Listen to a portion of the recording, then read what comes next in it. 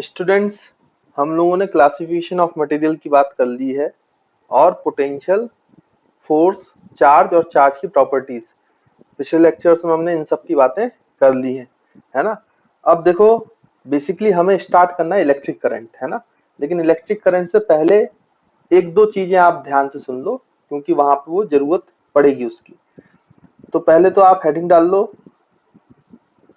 Movement of charge, movement of charge particle, charge particle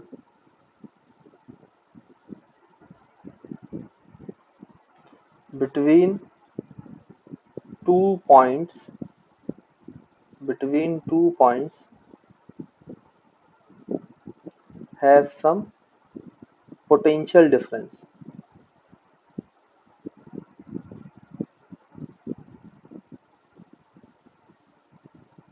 have some potential difference, है ना। तो charge का movement कैसा होता है, चार्ज पार्टिकल का between 2 points have some potential difference, मतलब एक पॉइंट आपका हायर पोटेंशियल पे होगा, एक पॉइंट आपका लोअर पोटेंशियल पे। जैसे मान लीजिए कि यहाँ पे एक पॉइंट ए है बच्चों, और यहाँ पे एक पॉइंट बी है। अब ए से बी में आपने चार्ज पार्टिकल को मूव कराना है, और ये मान के चलो कि जो पोटेंशियल ए का है बच्चों, और यह बी का पोटेंशियल वी बी है, और इस तरीके से कि V A is greater than V B, मतलब आपका ये जो है ए पॉइंट वो हाइयर पोटेंशियल पर है, उसका पोटेंशियल बड़ा है, और आपका जो बी है बच्चों वो वाला पॉइंट लो पोटेंशियल पर है। तो ये हाई पोटेंशियल, ये लो पोटेंशियल।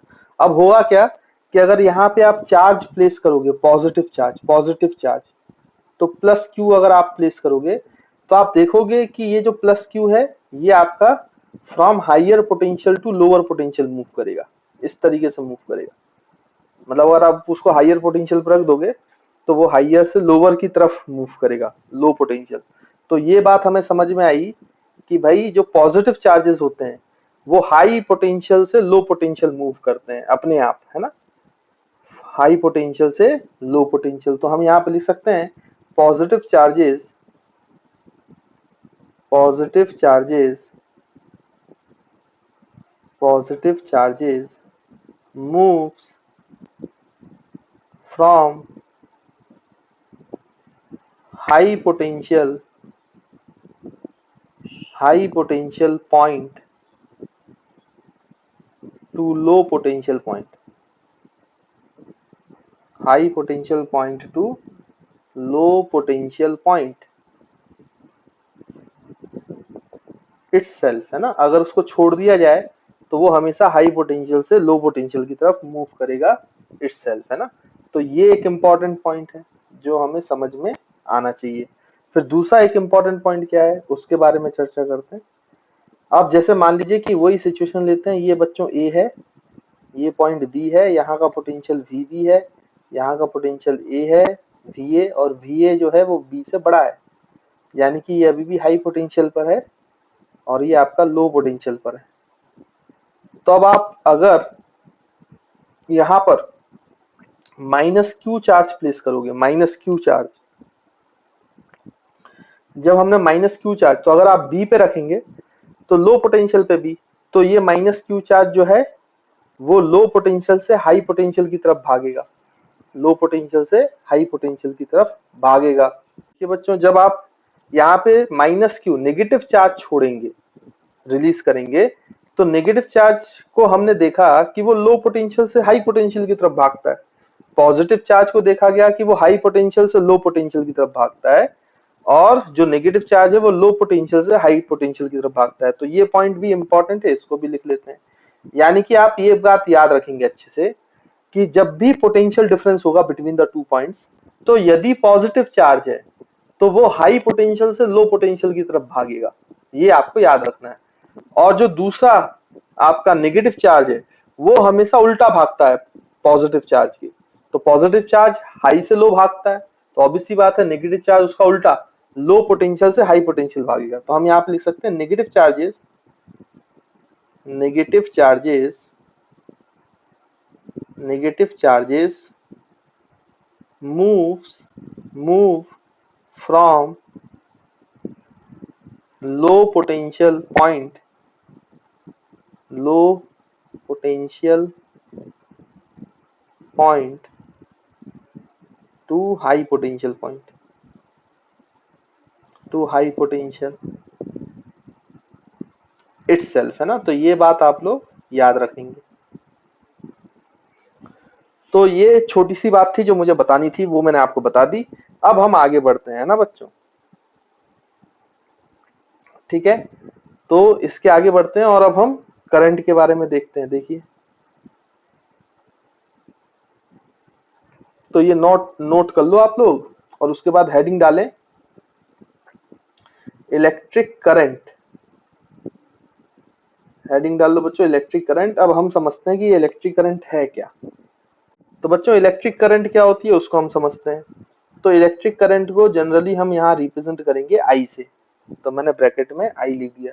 अब इसकी डेफिनेशन लिखने से पहले हम समझते हैं कि इलेक्ट्रिक करंट का मतलब क्या है, फिर तो डिफाइन तो कर ही लेंगे हम, उसमें कोई दिक्कत वाली बात नहीं है। यहाँ पे एक्चुअली में दो शब्द हैं, अगर आप ध्यान से देखें तो। पहला शब्द है इलेक्ट्रिक, तो इलेक्ट्रिक का मतलब जो है वो है चार्ज। एक्चुअली में चार्ज को ही इलेक्ट्रिक बोला जाता है, मतलब जो चार्ज वर्ड आया वो इलेक्ट्रिक से ही आया है। और ये दूसरा वर्ड जो है करंट, तो करंट का मतलब होता है फ्लो। तो आप शायद वर्ड से, वर्ड का अगर हम मीनिंग निकालें इलेक्ट्रिक करंट, तो इसका मतलब क्या है, फ्लो ऑफ चार्जेस। मतलब जब जब फ्लो ऑफ चार्जेस आएगा तब तब एक नई क्वांटिटी आएगी जिसको हम क्या बोलते हैं, इलेक्ट्रिक करंट। अच्छा बच्चों, किसी भी प्रकार का जब करंट होता है, मैं सिर्फ चार्ज के फ्लो की बात नहीं कर रहा हूँ, कई प्रकार के करंट हो सकते हैं। जैसे जब पानी बहता है तो वो वाटर करंट हो जाता है, हवा फ्लो होती है तो एयर करंट हो जाती है ना। ऐसे बहुत सारी करंट्स होती हैं, फ्लो होता है बेसिकली। तो जितने भी प्रकार के फ्लो होते हैं ना बच्चों, उनके लिए कुछ ना कुछ कंडीशन होती है, बिना कंडीशन के कोई चीज फ्लो नहीं करती है। जैसे अगर हम वाटर की बात करें अगर, तो आपको पता है कि अगर यहाँ पे मैं पोटेंशियल एनर्जी का डिफरेंस कर दूं ऐसे, भाई एक पहाड़ है, ये नीचे ग्राउंड है खाई में, यहाँ पे मान लो अब यहाँ से एक झरना बह रहा है, तो पानी कैसे बहेगा बच्चों, पानी इस तरीके से फ्लो करेगा। लेकिन ये फ्लो कैसे कर रहा है, high potential energy to low potential energy. मतलब अगर पानी का फ्लो कराना है तो आपको पोटेंशियल एनर्जी का डिफरेंस क्रिएट कराना होगा। हाई पोटेंशियल एनर्जी से लो पोटेंशियल एनर्जी पानी का फ्लो होगा, तो ये इस डायरेक्शन में हाई पोटेंशियल एनर्जी से लो पोटेंशियल एनर्जी वाटर का फ्लो कराएगा। मतलब ये कौन सी करंट प्रोड्यूस हो गई बच्चों, वाटर करंट। तो वाटर करंट तभी प्रोड्यूस हो सकती है अगर आप एक सेम सरफेस पे ले लो जहां पे पोटेंशियल एनर्जी कांस्टेंट है, तो वहां पानी तो रुक जाएगा, वहां फ्लो थोड़ी ना करेगा। जैसे पॉन्ड होता है, तालाब, तो उसमें तो एक जैसा लेवल होता है पानी का, तो हाई और लो तो कुछ होगा नहीं, तो वहां पे पानी फ्लो थोड़ी ना करता है। फ्लो तभी करता है जब यहाँ पे लेवल का डिफरेंस होता है। तो वाटर करंट बनने की कंडीशन क्या है कि आपके पोटेंशियल एनर्जी का डिफरेंस होना चाहिए, gravitational potential energy. I hope clear है। वैसे ही अगर आपको किसी पाइप में, जैसे मान लीजिए ये पाइप है और इस पाइप में बहुत सारे गैस के पार्टिकल्स हैं, गैस के पार्टिकल्स हैं, गैस के मॉलिक्यूल्स हैं, ठीक। अब आपको क्या करना है, इन गैस के मॉलिक्यूल्स को इस पाइप में फ्लो कराना है। तो फ्लो थोड़ी ना हो जाएंगे ऐसे ही, भाई अगर ऐसे पाइप रखा रहा तो गैस के पार्टिकल्स फ्लो नहीं रहेंगे, पाइप में गैस के पार्टिकल्स हैं बट फ्लो नहीं करेंगे। लेकिन अगर आप यहाँ पे हाई प्रेशर क्रिएट कर दो और यहाँ पे लो प्रेशर क्रिएट कर दो, तो आपने एक्चुअली में क्रिएट क्या कर दिया, दोनों एंड्स के बीच में प्रेशर डिफरेंस, प्रेशर डिफरेंस। तो आपको पता है जैसे ये प्रेशर डिफरेंस क्रिएट होगा तो gas will flow from high pressure to low pressure. Obvious सी बात है, जहां पे हाई प्रेशर होता है उससे लो प्रेशर की तरफ गैस भागती है, पार्टिकल भागते हैं। तो यहाँ पे कौन सी करंट प्रोड्यूस हो गई बच्चों, गैस करंट। मतलब गैस का अगर फ्लो कराना है, गैस करंट बनाना है, तो आपको कंडीशन क्या है, क्या कंडीशन मेंटेन करनी पड़ेगी कि आपको प्रेशर डिफरेंस क्रिएट कराना पड़ेगा। तो गैस करंट फ्लो हो जाएगी high pressure to low pressure. I think आपको बात क्लियर होगी बच्चों, है ना। उसके बाद क्या होता है कि जैसे मान लो कि आपको, जैसे ऐसा समझ लेते हैं आप कि ये एक ऐसी रॉड है अपने पास, रॉड, रॉड लोहे की रॉड है, और यहां पर आप एक काम करें, इस तरीके से मोमबत्ती लगा दें, और एक एंड जो रॉड का है वो मोमबत्ती के ऊपर आप लगा दें इस तरीके से। तो यहां से वो हीट होगा, यहाँ पे टेम्परेचर इंक्रीज होगा इस एंड पर, लेकिन रॉड को जब आप थोड़ी देर पकड़े रहोगे, यहां से बच्चों इसको ऐसे रॉड को पकड़े रहोगे आप, तो थोड़ी देर बाद आपको देखना जब यहां से हीट ये वाला पोर्शन गर्म होता जाएगा, गर्म होता जाएगा, गर्म होता जाएगा, तो आपने इस एंड को भले ही पकड़ा हो हाथ से, लेकिन आपको कुछ समय के बाद यहाँ पे वो गर्मी महसूस होगी। आपने देखा होगा भाई, कोई भी लोहे की रॉड आप ऐसे आग में लगा दो, गैस में लगाओ, थोड़ी देर आप पकड़े रहो, भाई जो तवे होते हैं उसमें उसका हैंडल क्यों दिया जाता है लकड़ी का, या फिर जो आपके यूटेंसिल्स होते हैं उनमें हैंडल प्लास्टिक का दिया जाता है, या फिर ऐसी चीज का दिया जाता है जो हीट को कंडक्ट नहीं करता। इसलिए दिया जाता है क्योंकि अगर आप इसको डायरेक्ट पकड़ लोगे तो ये जो हीट है ये कंडक्ट कर जाएगा और इसको फ्लो करा देगा, और आपके हाथ में, फिर आपके हाथ में वो हीट आ जाएगी, तो आपको जलने जैसा महसूस होगा। तो ये इसलिए हो पाया क्योंकि बच्चों ये वाला जो एंड है ये हाई टेम्परेचर पे, हाई टेम्परेचर पर, और ये वाला जो है ये लो टेम्परेचर पे एंड है, तो हीट फ्लो करती है high temperature to low temperature. मतलब आपको अगर हीट करंट बनाना है, हीट का फ्लो कराना है, हीट करंट बनाना है, तो आपको करना क्या पड़ेगा, कंडीशन मेंटेन करनी पड़ेगी। किसकी कंडीशन मेंटेन करनी पड़ेगी, टेम्परेचर डिफरेंस। यानी कि मुझे एक बात समझ में आती है कि किसी भी प्रकार का जब भी फ्लो होगा तो मुझे एक कंडीशन मेंटेन करनी पड़ेगी, तभी वो फ्लो होता रहेगा। अगर ये कंडीशन नहीं मेंटेन होगी, जैसे यहाँ पे प्रेशर डिफरेंस मेंटेन नहीं होगा तो फिर फर्दर गैस का कोई फ्लो नहीं होने वाला, यहाँ टेम्परेचर डिफरेंस मेंटेन नहीं रहेगा तो हीट का कोई फ्लो होने वाला नहीं है, और यहाँ पोटेंशियल एनर्जी डिफरेंस नहीं होगी तो वाटर का फ्लो भी नहीं होने वाला। तो जब भी मुझे किसी प्रकार का फ्लो चाहिए तो मुझे क्या करना पड़ता है बच्चों, एक कंडीशन मेंटेन करनी पड़ती है, तभी मैं किसी प्रकार के फ्लो को जनरेट कर सकता हूं, जैसे वाटर करंट, गैस करंट या हीट करंट। वैसे ये चार्ज का जो करंट है, यानी चार्ज का फ्लो है, चार्ज का फ्लो, इसको भी एक कंडीशन चाहिए तभी आप इसको मेंटेन कर पाएंगे, नहीं तो मेंटेन नहीं कर पाएंगे। अब देखो बच्चों होता क्या है कि ये जैसे अपना कंडक्टर है, पहली बात तो चार्जेस का फ्लो होने, तो इसका मतलब चार्जेस का फ्री भी होगा। भाई जब चार्जेस फ्री होंगे तभी तो फ्लो होंगे, अगर फ्री ही नहीं होंगे तो फ्लो कैसे होंगे। अब मैंने आपको क्लासिफिकेशन ऑफ मटेरियल सिखाया हुआ है, मैंने आपको बताया था कि कंडक्टर्स ऐसे मटेरियल्स होते हैं जिनमें चार्जेस का फ्लो हो सकता है इजिली, क्योंकि उसमें जो इलेक्ट्रॉन्स हैं जो चार्ज कैरी करते हैं, नेगेटिव चार्ज होते हैं ना पार्टिकल इलेक्ट्रॉन्स, तो वो इजिली फ्री होते हैं, बैलेंस इलेक्ट्रॉन्स, तो वो अगर फ्री हैं तो वो मूव भी कर सकते हैं, बस हमें कंडीशन मेंटेन करनी होती है। अब आप जानते हो इस कंडक्टर में बहुत सारे इलेक्ट्रॉन्स है, बहुत सारे इलेक्ट्रॉन्स है, बहुत सारे इलेक्ट्रॉन्स है। अच्छा होता क्या है कि जैसे अभी ये रूम टेम्परेचर में, अभी हम कोई कंडीशन मेंटेन नहीं कर रहे हैं, अभी हम रूम टेम्परेचर की बात कर रहे हैं, सिंपली ये कंडक्टर जो है वो रूम टेम्परेचर में रखा हुआ है और बहुत सारे इलेक्ट्रॉन्स अभी फ्री हैं, और रूम टेम्परेचर पे बच्चों इन इलेक्ट्रॉन्स के पास थर्मल एनर्जी होती है बच्चों, थर्मल एनर्जी। मतलब जो टेम्परेचर है रूम टेम्परेचर, टेम्परेचर से ये हीट एनर्जी ले लेते हैं जिनको हम थर्मल एनर्जी बोलते हैं।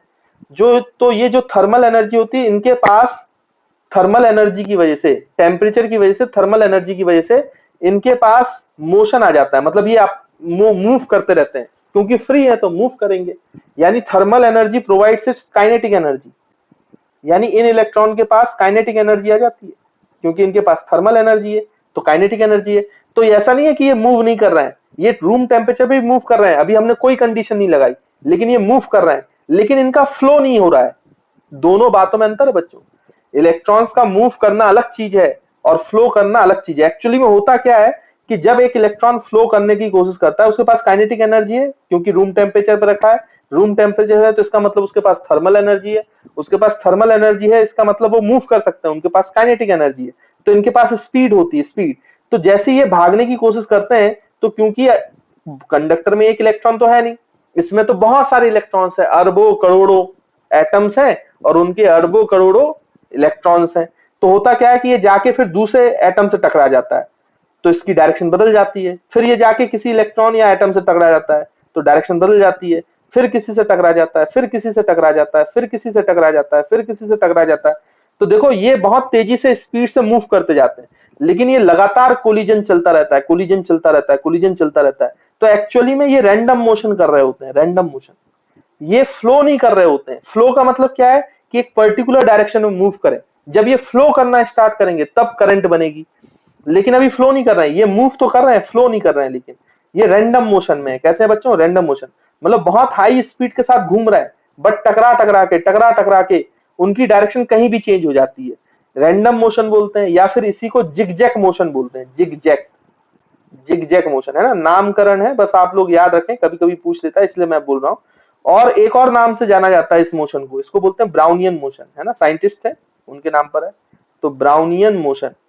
तो आप बोल सकते हो कि कोई भी इलेक्ट्रॉन है वो रूम टेम्परेचर पर थर्मल एनर्जी होती है, थर्मल एनर्जी की वजह से उनके पास वेलोसिटी आ जाती है, स्पीड आ जाती है, और स्पीड आने की वजह से उसमें काइनेटिक एनर्जी आ जाती है, जिसके कारण वो लगातार घूमता रहता है, घूमता रहता है, घूमता रहता है, लेकिन वो टकराते टकराते घूमता है, टकराते टकराते, तो कोई उसकी फिक्स्ड डायरेक्शन नहीं हो पाती। और फ्लो करने के लिए एक पर्टिकुलर डायरेक्शन होना चाहिए, तब उसको फ्लो माना जाएगा, नहीं तो वो रैंडम मोशन कर रहा है, ब्राउनियन मोशन कर रहा है। इसलिए क्या होता है ना बच्चों, जैसे ये क्रॉस सेक्शन अगर हम देखें, जब रूम टेम्परेचर में हमने कोई कंडीशन अप्लाई नहीं की, तो हुआ क्या है कि कुछ इलेक्ट्रॉन्स ऐसे इधर जा रहे होंगे, तो कुछ इलेक्ट्रॉन ऐसे इधर भी आ गए होंगे, क्योंकि सारे इलेक्ट्रॉन्स तो रैंडम मोशन कर रहे हैं। तो जितने इलेक्ट्रॉन इस पर्टिकुलर क्रॉस सेक्शन को से इधर भाग के आ गए, उतने ही इलेक्ट्रॉन्स यहां से यहां भाग के आ गए होंगे, क्योंकि सब रैंडम मोशन कर रहे हैं। तो कोई भी नेट फ्लो एक डायरेक्शन में नहीं हुआ, सिंगल डायरेक्शन में नेट फ्लो हुआ ही नहीं। इसलिए यहां पर करंट जो हो गई बच्चों, इलेक्ट्रिक करंट, वो कितनी हो गई, आई कितना हो गया बच्चों, 0। तो रूम टेम्परेचर में अगर आपने कुछ भी अप्लाई नहीं किया है, कंडक्टर ऐसे ही रखा हुआ है, तो इसका मतलब वो कोई करंट फ्लो नहीं कराता है। क्यों नहीं कराता है, क्या इलेक्ट्रॉन्स मूव नहीं कर रहे होते हैं, तो ऐसी बात नहीं, इलेक्ट्रॉन्स मूव कर रहे होते हैं, लेकिन वो कैसा मोशन कर रहे होते हैं, जिगजैग मोशन, रैंडम मोशन या ब्राउनियन मोशन, जिसकी वजह से उनकी डायरेक्शन रैंडम होती है। तो जितने भी इलेक्ट्रॉन एक डायरेक्शन में जाते हैं, उसके अपोजिट डायरेक्शन में उतने ही इलेक्ट्रॉन आते हैं, तो ओवरऑल कोई फर्क नहीं पड़ता है कंडक्टर को। तो इस तरीके से चार्जेस का नेट फ्लो नहीं बन पाता है इन वन डायरेक्शन, और उसकी वजह से यहां पर कोई भी करंट डेवलप नहीं हो सकती, नहीं हो पाती। नहीं तो आप सोचो कि घर पे हमारे ऐसे ही कंडक्टर रखे होते हैं, जैसे आप कोई दरवाजा खोलते हो तो उसमें जो आपका नॉब रहता है, वो आपका पता चला कि कंडक्टर का बना हुआ है। और सोचो अगर रूम टेम्परेचर में ऐसा होता कि ये फ्लो मेंटेन हो जाता, अगर ये एक ही डायरेक्शन मूव कर रहे होते, तो फिर आप किसी कंडक्टर को छू नहीं पाते, जैसे ही छूते तो वो झटका देता आपको, करंट लगता ना, करंट महसूस होता है। कैसा महसूस होता है, अगर आपको महसूस करना है तो आपके घरों में स्विच बोर्ड लगा हुआ है, कभी उंगली डाल के देख लेना, तो पता चल जाएगा आपको कि कैसा महसूस होता है, कैसा शॉक लगता है ना। तो अगर ऐसी चीजें हो जाती कि इनका नेट फ्लो बन जाता, ये रैंडम मोशन में नहीं होते, तो फिर तो बड़ी तकलीफ हो जाती। किसी कंडक्टर को ऐसे तो कोई आदमी फिर छू ही नहीं पाता, समझ पा रहे हो आप, तो ये प्रॉब्लम हो जाती। लेकिन वो रैंडम मोशन करते हैं, तो एक कोई नेट फ्लो डेवलप नहीं हो पाता है, और नेट फ्लो डेवलप नहीं हो पाता है तो करंट होगी नहीं, और करंट इसलिए क्या हो जाती है बच्चों, 0। तो कभी आपसे पूछा जाए कि रूम टेम्परेचर पे इलेक्ट्रॉन्स मूव नहीं कर रहे होते हैं क्या, तो ऐसा नहीं है, वो मूव कर रहे होते हैं, रैंडम मोशन कर रहे होते हैं, और इनकी वेलोसिटी अच्छी खासी होती है। मैं आपको बता दूं, वेलोसिटी नहीं कहना चाहिए, क्योंकि नेट फ्लो नहीं है, क्योंकि डिस्प्लेसमेंट नहीं होता रैंडम मोशन की वजह से। तो यहां पर आप स्पीड बोल सकते हो, तो इनकी स्पीड जो होती है ना बच्चों, स्पीड वो अच्छी खासी होती है, 10⁻²2 10⁻³ मीटर पर सेकंड, मतलब बहुत हाई स्पीड के साथ मूव करते हैं। बट डायरेक्शन लेस है, तो उसका कोई मतलब नहीं निकलता। डायरेक्शन लेस मतलब टकरा टकरा के उनका जो मोशन है वो रैंडम हो जाता है, और एक पर्टिकुलर डायरेक्शन में वो मूव नहीं कर पाते, जिसकी वजह से कोई भी करंट या कोई भी नेट फ्लो डेवलप नहीं हो पाता इन द सिंगल डायरेक्शन, जिसकी वजह से रूम टेम्परेचर पे रखा हुआ एक कंडक्टर, भले ही उसमें इलेक्ट्रॉन्स मूव कर रहे हो, लेकिन उसमें करंट 0 मिलती है, कोई करंट नहीं मिलती उसमें।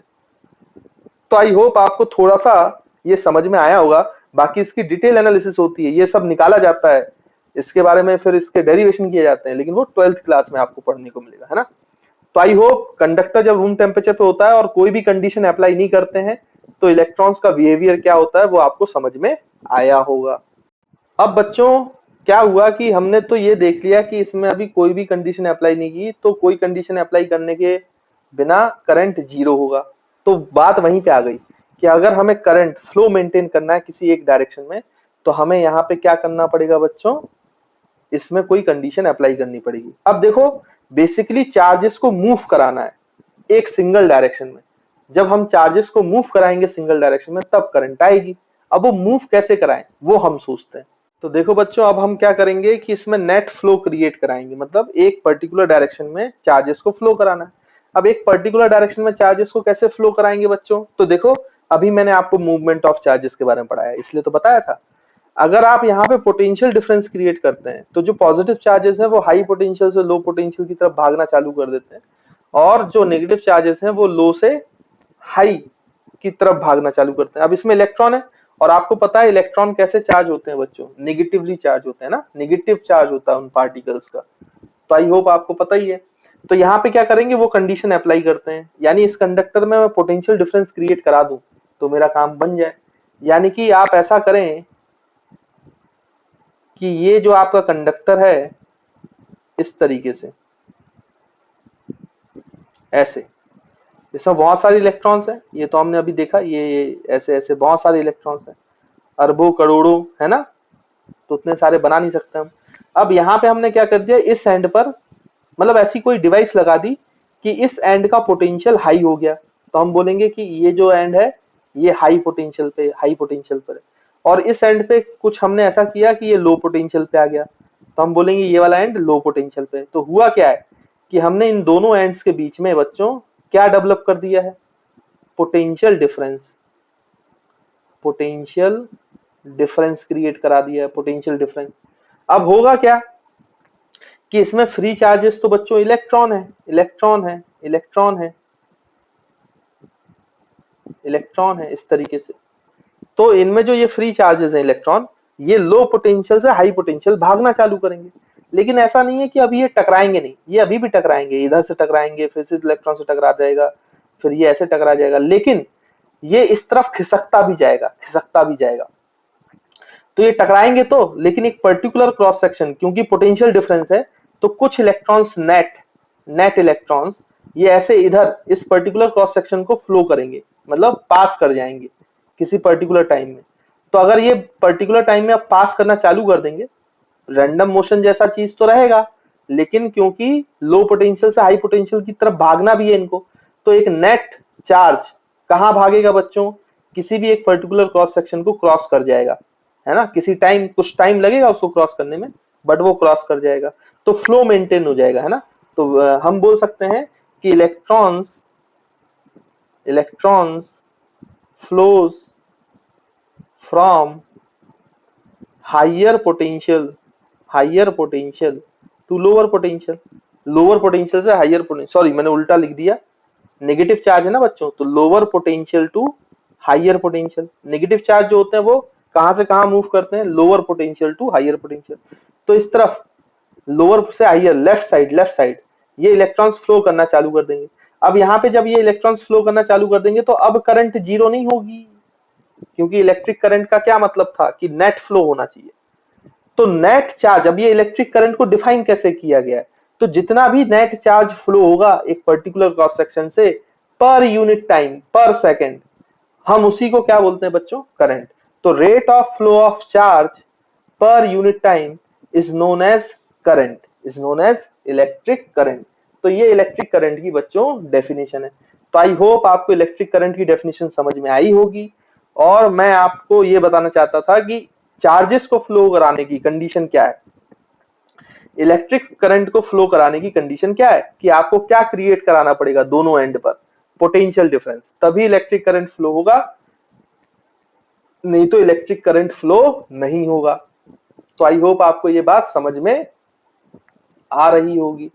तो आपका इलेक्ट्रिक करंट तभी और केवल तभी फ्लो हो सकता है जब आप पोटेंशियल डिफरेंस क्रिएट कराओ, है ना। जैसे वाटर करंट के लिए ये कराना है, एयर करंट के लिए प्रेशर डिफरेंस होना चाहिए, हीट करंट के लिए टेम्परेचर डिफरेंस होना चाहिए, वैसे ही इलेक्ट्रिक करंट के लिए, चार्ज के करंट के लिए आपका पोटेंशियल डिफरेंस होना चाहिए, है ना। तो आई होप बच्चों ये आपको क्लियर हुआ। तो ये इलेक्ट्रिक करंट के बारे में कुछ बेसिक चीजें थी जो मैंने आपको बता दी, क्या कंडीशन मेंटेन करनी पड़ती है तभी फ्लो ऑफ चार्जेस होते हैं। तो आप याद रखिएगा, बिना पोटेंशियल डिफरेंस के आप चार्ज का फ्लो क्रिएट नहीं करा पाओगे, मतलब इलेक्ट्रिक करंट क्रिएट नहीं करा पाओगे।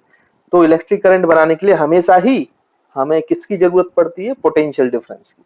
चलिए अब जल्दी से इलेक्ट्रिक करंट हम डेफिनेशन लिख लेते हैं। मैंने यहाँ पे आपको समझा दिया है कि नेट फ्लो चार्ज का जब होता है किसी पर्टिकुलर क्रॉस सेक्शन से पर unit time, net charge per unit time, उसी को हम मैथमेटिकली करंट डिफाइन करते हैं। तो देखें नेक्स्ट पेज में हम इसकी डेफिनेशन लिखते हैं, जल्दी से देखिए। तो बच्चों यहाँ पे डेफिनेशन लिखो आप लोग, इलेक्ट्रिक करंट इलेक्ट्रिक करंट है ना, जिसको हमने आई से डिनोट किया था, इसकी डेफिनेशन हम लिखेंगे electric current through an area of cross section, वो जो कंडक्टर का area of cross section, through an area of cross section, area of cross section is the amount of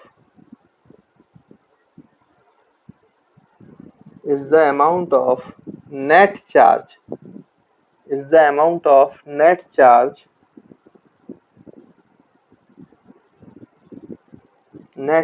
flowing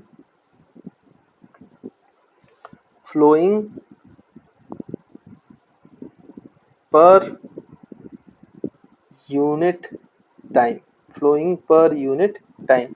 तो इलेक्ट्रिक करंट क्या होता है बच्चों, किसी भी क्रॉस सेक्शन से net amount of charge flowing per unit time, उसको हम क्या बोलते हैं बच्चों, इलेक्ट्रिक करंट बोलते हैं।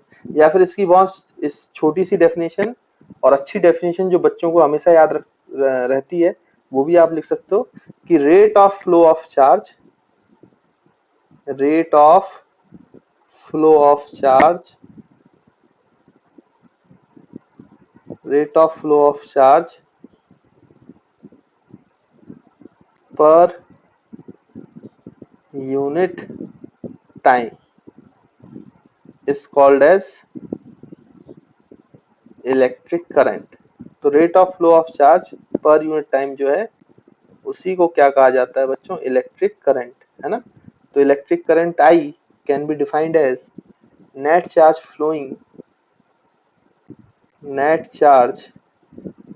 Flowing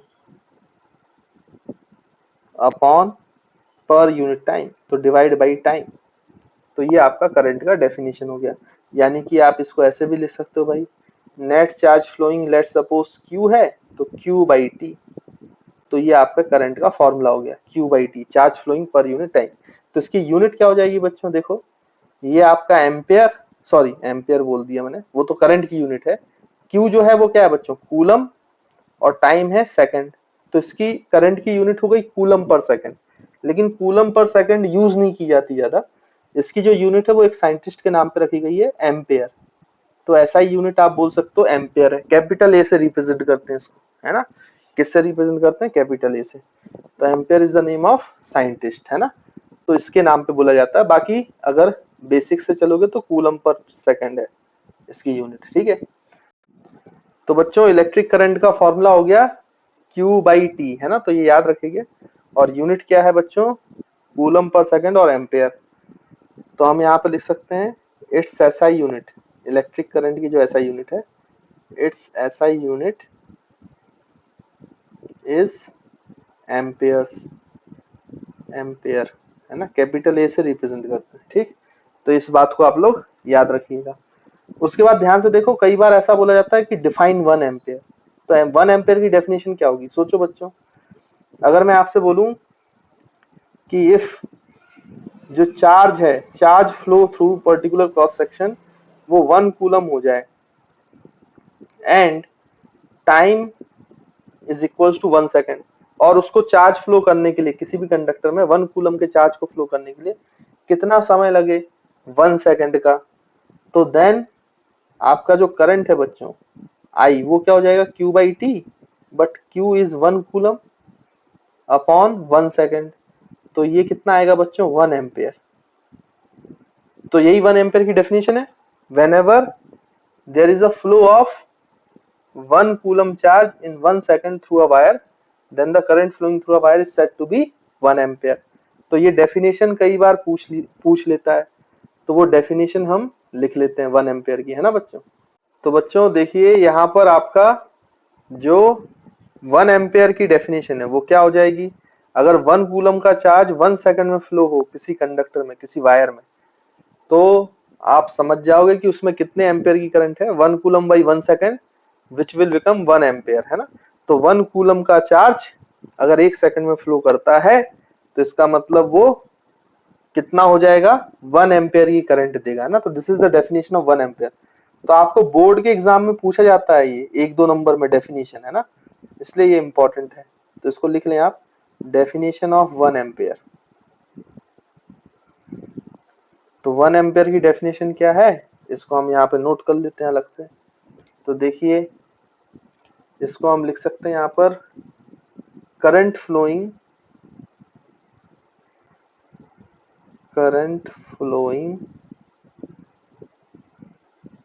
through a wire, current flowing through a wire is said to be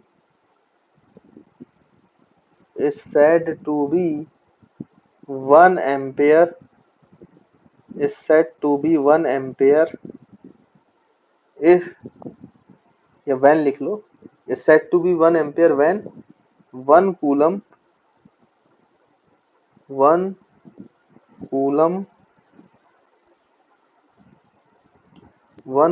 of charge, 1 coulomb of charge flows through the wire in 1 second, flows through the wire in 1 second। तो 1 ampere की definition क्या है बच्चों, current flowing through a wire is said to be 1 ampere when 1 coulomb of charge flows through the wire in 1 second। तो जब भी 1 coulomb का charge wire से 1 सेकंड में फ्लो करेगा तो हम बोलेंगे कि वायर में कितनी करंट बह रही है बच्चों, 1 एम्पियर की करंट। तो आई होप आपको 1 एम्पियर की डेफिनेशन क्लियर होगी। तो बच्चों 1 एम्पियर की करंट तभी फ्लो होगी किसी कंडक्टर में जब 1 सेकंड में 1 कूलम का चार्ज फ्लो होगा। अब आप ये बताइए कि 1 कूलम का चार्ज, जैसे ये कंडक्टर है ना, यहाँ पे आपने लो पोटेंशियल लगा के रखा है और यहाँ पे आपने हाई पोटेंशियल लगा के रखा है। तो जब आपने पोटेंशियल डिफरेंस क्रिएट किया है तो यहाँ से किसी पर्टिकुलर क्रॉस सेक्शन से ऐसे इलेक्ट्रॉन्स ट्रांसफर हो रहे हैं, लगातार ऐसे निकलते जा रहे हैं, निकलते जा रहे हैं। अब मान लीजिए कि यहाँ पे करंट 1 एम्पियर की है, करंट 1 एम्पियर की फ्लो कर रही है, मतलब इस पर्टिकुलर क्रॉस सेक्शन को 1 कूलम का चार्ज 1 सेकंड में क्रॉस कर रहा है। इन 1 second time 1 coulomb charge is transfer. तो इसका मतलब ऐसे कितने इलेक्ट्रॉन्स होंगे जो इस क्रॉस सेक्शन को 1 सेकंड में क्रॉस कर गए, तब 1 कूलम का चार्ज ट्रांसफर हुआ है और हम बोल रहे हैं कि इस कंडक्टर में 1 एम्पियर की करंट डेवलप है 1 सेकंड में। तो आप खुद समझ पा रहे हो कि हमने, याद करो क्वांटाइजेशन ऑफ चार्ज जब पढ़ा था तो वहां पे मैंने आपको एक क्वेश्चन पूछा था कि 1 कूलम चार्ज में कितने नंबर ऑफ इलेक्ट्रॉन्स हैं, मतलब कितने नंबर ऑफ इलेक्ट्रॉन्स मिलेंगे तो 1 कूलम का चार्ज बनेगा। तो आपने बताया था कि सर 6 पॉइंट वहां पे निकाला था हमने, है ना, 6.25 into 10⁻18 इलेक्ट्रॉन्स। यानी जब यहां से 6.25 इलेक्ट्रॉन्स इंटू 10⁻18 इलेक्ट्रॉन्स क्रॉस कर जाएंगे, इस क्रॉस सेक्शन को क्रॉस कर जाएंगे, तब जाकर हम बोलेंगे कि 1 कूलम का चार्ज जो है वो 1 सेकंड में क्रॉस हुआ है और तभी 1 एम्पियर की करंट बनी है। तो आप ये ऐसा लिख सकते हो यहां पर कि when 1 ampere current flows in a conductor और वायर, जो आपको बोलना in a conductor, then actually 6.25 multiplied by 10⁻18 number of electrons flows through a particular cross section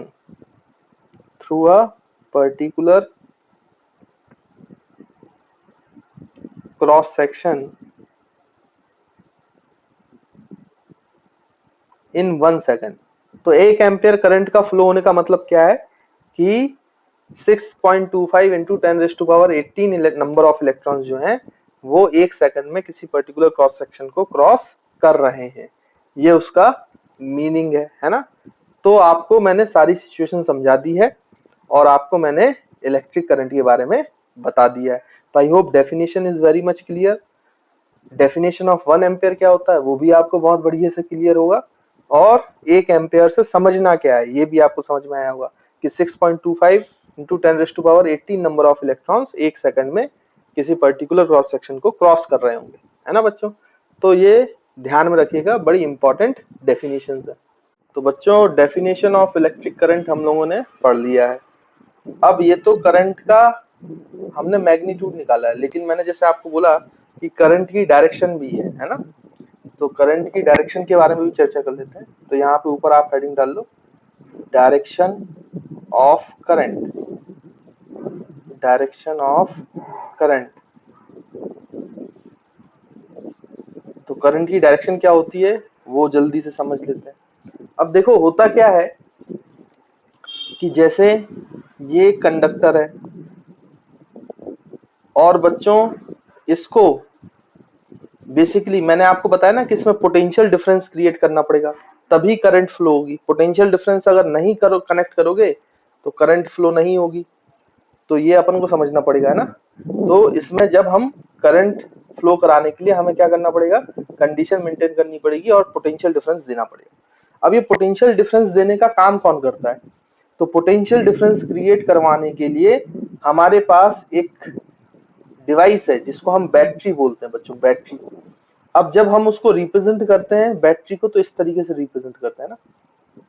तो पोटेंशियल डिफरेंस जो होता है उसके लिए सेल है या फिर बैटरी है ना, इसी को सेल या फिर बैटरी कहा जाता है। तो ये सेल और बैटरी, ये जो डिवाइस है ये ऐसी डिवाइस है जो कंडक्टर के अक्रॉस दोनों साइड पे पोटेंशियल डिफरेंस क्रिएट कराती है। जैसे मान लीजिए कि इसका पोटेंशियल डिफरेंस V है, तो इसकी जो बड़ी डंडी है ये सिंबल में हायर पोटेंशियल को रिप्रेजेंट करती है।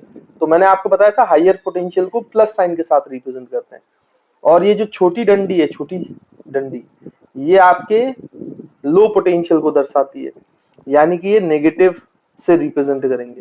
तो आप देखो ये लो पोटेंशियल से कनेक्ट है, तो ये वाला एंड लो पोटेंशियल पे आ गया है, और बैटरी का हाई पोटेंशियल इस वाले एंड से कनेक्ट है, तो कंडक्टर का ये वाला पोर्शन जो है वो हाई पोटेंशियल से कनेक्ट हो गया। अब जैसी बैटरी यहाँ पे ऑन होगी, अब यहाँ पे ऑन करने के लिए यहाँ पे बीच में एक स्विच भी लगा दिया जाता है बच्चों, है ना। स्विच तो आप जानते ही हो, उसको सिंबल में ऐसे, अभी मैं सर्किट सिंबल बनवा दूंगा, तो स्विच को ऐसे रिप्रेजेंट करते हैं सर्किट सिंबल, या फिर ब्रैकेट से रिप्रेजेंट करते हैं। कैसे रिप्रेजेंटेशन है वो अभी मैं सर्किट सिंबल्स बता दूंगा आपको, है ना। लेकिन बच्चों ये स्विच है, स्विच, और ऐसे एरो लगा दिया मतलब मैं ये स्विच क्लोज कर रहा हूँ। अब जैसे ये स्विच क्लोज करूंगा तो इसमें करंट फ्लो होना चालू हो जाएगी। लेकिन ये बैटरी का लो पोटेंशियल है बच्चों, और ये बैटरी का हाई पोटेंशियल है। तो इसमें इलेक्ट्रॉन्स का क्या होगा, जो बहुत सारे फ्री इलेक्ट्रॉन्स है, ये मैंने आपको बताया हुआ है। तो ये कहां से कहां भागते हैं, क्योंकि इलेक्ट्रॉन्स तो नेगेटिवली चार्ज है। नेगेटिवली चार्ज पार्टिकल तो हमेशा लो से हाई पोटेंशियल भागता है, मैंने आपको बताया था movement of charge. Positively charge जो पार्टिकल होते हैं वो कहां से कहां भागते हैं बच्चों, हाई पोटेंशियल से लो पोटेंशियल। बट ये भागेंगे लो पोटेंशियल से हाई पोटेंशियल। तो एक पर्टिकुलर क्रॉस सेक्शन को ये क्रॉस करेंगे, तो इसमें क्या हो जाएगी बच्चों, करंट, क्योंकि चार्ज पर यूनिट टाइम आ जाएगा, है ना। लेकिन यहाँ पे करंट की डायरेक्शन साथ उल्टा है। हम ये मान के चलते हैं कि करंट की direction in the direction, current की डायरेक्शन जो होती है वो हमेशा high potential to low potential होती है। मतलब इलेक्ट्रॉन चल रहे हैं लो पोटेंशियल से हाई पोटेंशियल।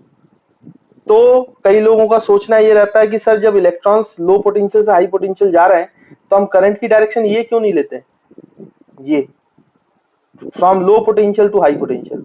लेकिन बच्चों करंट की डायरेक्शन ये क्यों लेते हैं sir, high potential to low potential, क्योंकि आपको अगर याद होगा तो आपने 8th क्लास में भी करंट के बारे में पढ़ा है। तो वहां पे आपने डायरेक्शन के बारे में पढ़ा होगा कि current always flows from high potential to low potential, यानी इलेक्ट्रॉन लो से हाई पोटेंशियल चलते हैं, बट जो करंट है उसको हम किस डायरेक्शन में मानेंगे, high potential to low potential. अब इसका कारण क्या है, बेसिकली मैं आपको ये बताता हूं। ये जो आपका करंट का डायरेक्शन है from high potential to low potential, इसको बोलते हैं conventional direction of current, conventional direction of current. Actually में क्या है कि बच्चों इलेक्ट्रॉन के बारे में बहुत बाद में पता चला है, आप लोगों को शायद पता होगा डायरेक्शन ऑफ करंट कि जे थॉमसन ने इलेक्ट्रॉन की डिस्कवरी की थी। अच्छा, वो करी थी at the end of 19th century, है ना। 1889 के आसपास उन्होंने 19th सेंचुरी में इलेक्ट्रॉन की डिस्कवरी की थी। बट ये जो करंट का फंडामेंटल्स है, जो करंट की थ्योरी है, ये उससे बहुत साल पहले ही डेवलप की जा चुकी थी। मतलब तब हमारे मोटर, जनरेटर, फैक्ट्रीज ये सब बन चुके थे जो करंट पे चलते थे। तो उस समय इलेक्ट्रॉन के बारे में तो कोई जानता नहीं था, तो हम ये मानते थे कि एक्चुअली करंट जो है वो पॉजिटिव चार्जेस का फ्लो है, पॉजिटिव चार्जेस का। और पॉजिटिव चार्जेस का फ्लो जो है वो हाई पोटेंशियल से लो पोटेंशियल होता है। इसलिए हमने करंट की डायरेक्शन पहले, बहुत समय पहले, जब हमें इलेक्ट्रॉन्स के बारे में नहीं पता था, तो हमने उसको क्या बोल दिया बच्चों, कन्वेंशनल डायरेक्शन ऑफ करंट। मतलब हमने पॉजिटिव चार्जेस का फ्लो मानते हुए हाई पोटेंशियल से low potential flow of current मान लिया, उसी को करंट मान लिया। और तब से वो चल रहा था। तो जितने भी 100-200 सालों में हमने थ्योरी डेवलप की, उसमें करंट की डायरेक्शन को ऐसे ही माना गया, हाई पोटेंशियल से लो पोटेंशियल। फिर बाद में ये पता चला कि एक्चुअली में इलेक्ट्रॉन फ्लो करते हैं, और इलेक्ट्रॉन तो लेकिन लो से हाई चलते हैं। तो इसको, थ्योरी को चेंज करने की कोशिश की गई, और लो से हाई पोटेंशियल की तरफ जो करंट की डायरेक्शन होती है बच्चों, उसको इलेक्ट्रॉनिक डायरेक्शन ऑफ करंट बोलते हैं, इलेक्ट्रॉनिक डायरेक्शन ऑफ करंट, या इलेक्ट्रॉनिक करंट बोलते हैं उसको। लेकिन हुआ क्या कि ये कॉन्सेप्ट ज्यादा देर तक चल नहीं पाया, क्योंकि बहुत सारी जो थ्योरी है हम किस पे डेवलप कर चुके थे, कन्वेंशनल डायरेक्शन पर। अब उन सभी चीजों को चेंज करना ये थोड़ा सा पॉसिबल नहीं हो पाया, क्योंकि कन्वेंशन इतना ज्यादा था, मतलब बहुत समय से पहले चलता आ रहा था, तो उसको चेंज करना फिर बेनिफिशियल नहीं था। और पूरी थ्योरी चेंज करना, फिर उसको समझना, तो ये बहुत सारी दिक्कतें क्रिएट करता है। इसलिए हमने ये मान लिया कि एक्चुअल में आपका जो कंडक्टर है बच्चों, एक्चुअल में कंडक्टर में इलेक्ट्रॉन फ्लो करते हैं, और इलेक्ट्रॉन जो है वो लो पोटेंशियल से हाई पोटेंशियल फ्लो करते हैं। लेकिन यदि हम ऐसा मान लें कि किसी कंडक्टर में अगर आपने हाई पोटेंशियल लगाया है और लो पोटेंशियल लगाया है करंट की डायरेक्शन के लिए, और उसमें इलेक्ट्रॉन की जगह पॉजिट्रॉन मूव कर रहे हैं, पॉजिट्रॉन, पॉजिट्रॉन, पॉजिट्रॉन क्या होते हैं बच्चों, पॉजिट्रॉन ऐसे पार्टिकल होते हैं जो इलेक्ट्रॉन, जिनका मास जो है पॉजिट्रॉन का वो इलेक्ट्रॉन के मास के बराबर होता है, और बट जो चार्ज है पॉजिट्रॉन का वो इलेक्ट्रॉन के चार्ज के नेगेटिव होता है। मतलब पॉजिट्रॉन का जो चार्ज है आपका Ep plus, this is minus of E minus, मतलब नेगेटिव चार्ज होता है तो नेगेटिव नेगेटिव पॉजिटिव। मतलब जो पॉजिट्रॉन है उनका चार्ज का मैग्नीट्यूड इलेक्ट्रॉनिक चार्ज के बराबर होता है, बट विथ नेगेटिव साइन, मतलब प्लस E हो गया। और उसका मास जो है वो इलेक्ट्रॉन के बराबर ही होता है। तो इलेक्ट्रॉन के जैसा mass but charge opposite nature का, प्लस, तो पॉजिट्रॉन मान लिया। अगर आप पॉजिट्रॉन के बारे में सोचें, आप इलेक्ट्रॉन की जगह, तो ये पॉजिट्रॉन कहां भागेंगे बच्चों, क्योंकि ये पॉजिटिवली चार्ज है, तो ये हाई पोटेंशियल से लो पोटेंशियल भागेंगे। यानी हाई पोटेंशियल से लो पोटेंशियल जो हमारी करंट की डायरेक्शन है। तो बच्चों समझने के लिए आप क्या किया करो, जब भी आपको करंट की डायरेक्शन समझना हो तो आप ऐसा मान लिया करो कि कंडक्टर में इलेक्ट्रॉन नहीं है, पॉजिट्रॉन है, और पॉजिट्रॉन जो है वो हाई पोटेंशियल से लो पोटेंशियल भागेंगे। इसका मतलब उस डायरेक्शन में बच्चों कौन भागेगा, करंट भागेगा, करंट। उस करंट को हम कन्वेंशनल डायरेक्शन ऑफ करंट बोलते हैं, और इसी को हम फॉलो करते हैं। और अगर आप ऐसा मान लोगे तो इसमें कोई दिक्कत नहीं आएगी। सारी जो करंट इलेक्ट्रिसिटी से रिलेटेड थ्योरी है या क्वेश्चंस हैं वो सब आपसे सॉल्व हो जाएंगे, उसमें कहीं कोई दिक्कत नहीं आएगी। हाँ, लेकिन आप मन में याद रखेंगे कि एक्चुअल सिचुएशन क्या थी, कि वहां पे एक्चुअली इलेक्ट्रॉन्स थे, बट इलेक्ट्रॉन्स अपोजिट डायरेक्शन में फ्लो करते हैं, हाँ, लो पोटेंशियल से हाई पोटेंशियल। ये सिर्फ आपका बेसिक अंडरस्टैंडिंग के लिए है, एग्जैक्टली क्या हो रहा है उसके लिए है। बट जब आप क्वेश्चन सॉल्व करो तो हमेशा ये एजम्पशन ले लो कि बहुत सारे पॉजिट्रॉन है, इलेक्ट्रॉन नहीं है, और वो हाई पोटेंशियल से लो पोटेंशियल भागते हैं, इसलिए करंट जो है वो भी हाई पोटेंशियल से लो पोटेंशियल भागती है। तो अगर आप ऐसा मान के भी सॉल्व कर लोगे तो कोई दिक्कत नहीं है। बाकी मन में असलियत आपको पता है कि भाई एक्चुअली में तो लो से हाई जा रहे हैं इलेक्ट्रॉन, है ना, बट इलेक्ट्रॉन के फ्लो के अपोजिट डायरेक्शन में आपकी कन्वेंशनल करंट की डायरेक्शन होती है। ये बात भी अच्छे से याद रखें। और अगर कोई कंफ्यूजन नहीं चाहते हो तो आप ऐसे याद रखो कि पॉजिट्रॉन है और वो हमेशा हाई से लो जाता है, तो हमारी करंट की डायरेक्शन भी कैसी होगी बच्चों, हाई पोटेंशियल से लो पोटेंशियल। लेकिन एक बात का ध्यान रखें, ये जो करंट मूव कर रही है from high potential to low potential बच्चों, यहाँ पर देखो, तो ये वायर्स में भी इधर भी फिर इधर वापस आ जाएगी। तो बैटरी यहां से करंट आई देगा तो यहां से करंट आई ले लेगा, है ना। तो हमेशा बैटरी में बच्चों याद रखिएगा, जितनी करंट फ्लो होती है उतनी ही करंट उसके नेगेटिव टर्मिनल में आती है, जितनी करंट पॉजिटिव टर्मिनल से जाती है उतनी ही करंट नेगेटिव टर्मिनल से आती है, क्योंकि बच्चों ये बैटरी जो है ये चार्ज प्रोड्यूस नहीं कर सकता। ये सिर्फ क्या कर सकता है बच्चों, चार्ज प्रोड्यूस नहीं कर सकता। ये क्या कर सकता है, सिर्फ चार्जेस को फ्लो करा सकता है। तो ऑब्वियस सी बात है, पॉजिटिव टर्मिनल से जितना चार्ज फ्लो होगा उतना चार्ज नेगेटिव टर्मिनल में आना चाहिए, तभी तो वो फ्लो करा के पॉजिटिव टर्मिनल में देगा। अब देखो बच्चों, जो मैंने अभी आपको बताया कि कन्वेंशनल डायरेक्शन ऑफ करंट जो है वो फ्लो करती है हाई पोटेंशियल से लो पोटेंशियल, लेकिन याद रखेंगे ये आउटसाइड द बैटरी है, आउटसाइड द बैटरी। देखो ये बैटरी है और इस बैटरी के आउटसाइड ऐसा हो रहा है कि करंट जो है वो मूव कर रही है high potential to low potential, लेकिन बैटरी के अंदर देखो, अंदर अंदर करंट मूव कर रही है लो पोटेंशियल से हाई पोटेंशियल। तो हमेशा याद रखेंगे कि current always flows from high potential to low potential outside the battery, battery के outside, but from low potential to high potential inside the battery, और बैटरी के अंदर वो लो से हाई पोटेंशियल मूव करती है ना, तभी तो ये फ्लो बना रहता है, मेंटेन रहता है, और करंट इस तरीके से चलती जाती है, चलती जाती है ना बच्चों। तो आई होप आपको ये बात भी क्लियर होगी, डायरेक्शन ऑफ करंट का कॉन्सेप्ट आपको समझ में आया होगा, है ना। तो हम यहाँ पे वो पॉइंट लिख सकते हैं जो मैंने अभी आपको बोला कि conventional current, conventional current, conventional current always flows from high potential to low potential outside the battery, outside the battery, and from low potential to high potential inside the battery, inside the battery, है ना बच्चों। तो conventional current हमेशा high potential से low potential flow होती है outside the battery, और from low potential to high potential flow होती है आउटसाइड द बैटरी, है ना बच्चों। तो आई होप आपको direction of current, direction of movement of electrons, ये सारी बातें समझ में आई होंगी।